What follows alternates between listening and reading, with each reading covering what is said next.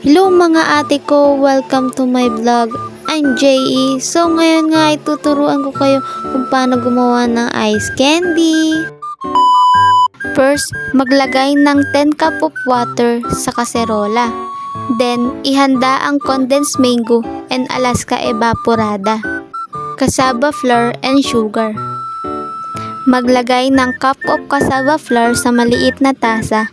Next ay lagyan ng mga tatlong 1/8 cup of water para matunaw ang harina. At haluin nga ho ito ng mabuti.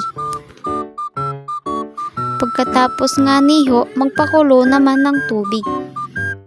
At para naman maging perfect at masarap ang ice candy, ay maglalagay tayo ng fresh mango.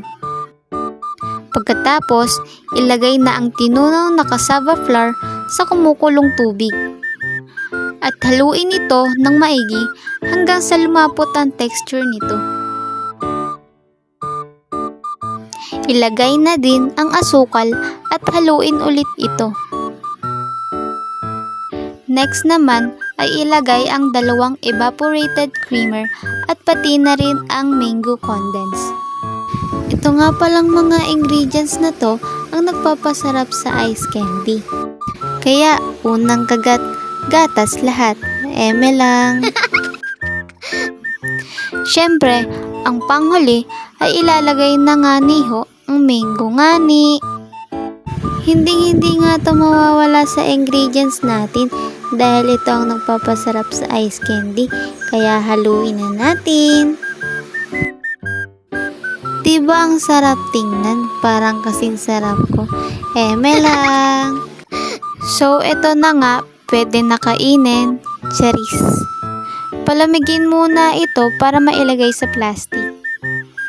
Katulong ko nga pala ay yung nanay ko sa paggagawa ng ice candy. Dahil hindi ko nga kayang gumawa nito mag-isa. Ang paglalagay nga pala sa plastic ng ice candy ay mga 1/8 cup at kalahati ng 1/8 cup para sakto lang sa lagayan. Kanina pa nga ako nakatayo kaya umupo na nga ako at nangangalay na nga ho. Binibenta nga namin ito sa halagang 5 pesos para hindi mamahalan ang mga bibili. Ilalagay na nga natin ito sa ref ng 24 hours. After 24 hours nga ay tumigas na nga siya kaya pwede na kainin. Kita nyo nga naman sarap na nga ang babae na to.